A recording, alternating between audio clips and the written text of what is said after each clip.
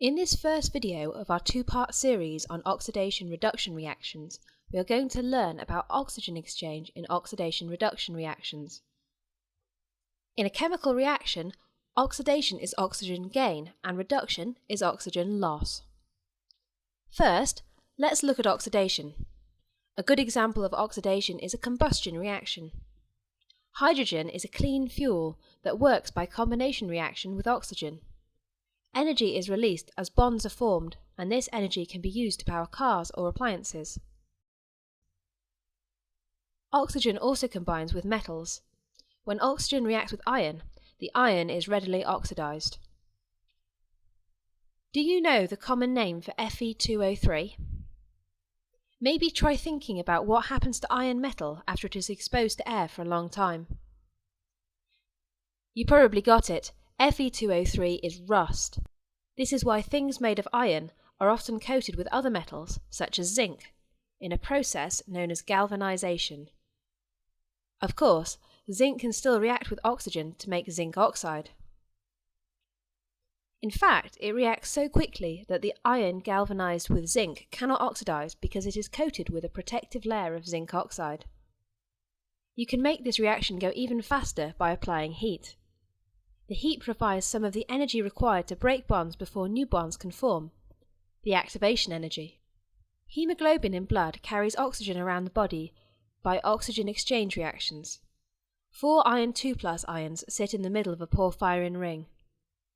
When oxygen binds, the iron 2+ reversibly oxidizes. The negatively charged oxygen is called a superoxide. When it gets to where it is needed in the body, it is released and the ion is reduced back to iron 2+. Now let's look at reduction. Remember, reduction is oxygen loss. Some oxides, when heated, release oxygen and are reduced. Back in the 17th century, people believed that heating a substance would always yield its pure elements. And sure, pure oxygen was indeed first produced by reducing mercury oxide. But what wasn't known at the time was that heating could cause either reduction or oxidation. It is very important that we are able to make metal oxides lose oxygen as pure metals that result from these processes have unique properties that are useful for industry. As an example, take a look into the blast furnace. In here, we can use coke to reduce iron ore, iron oxide, to iron metal.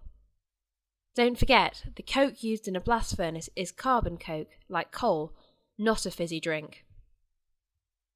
Usually, the furnace is not hot enough for the coke to react directly with the iron oxide. Coke reacts with oxygen in the air to form carbon monoxide. Is this an oxidation or a reduction? Pause the video for a moment to work it out. Oxygen is gained by carbon to form carbon monoxide, so this is an oxidation reaction. Did you get that right? So what happens to the carbon monoxide next? It reacts with the iron to release pure iron metal. Simultaneous oxidation and reduction takes place. Iron loses oxygen, it is reduced, but carbon monoxide gains oxygen and forms CO2. It is oxidized.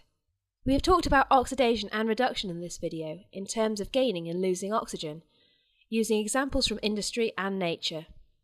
Now it is your turn to explore other interesting examples you can find around you.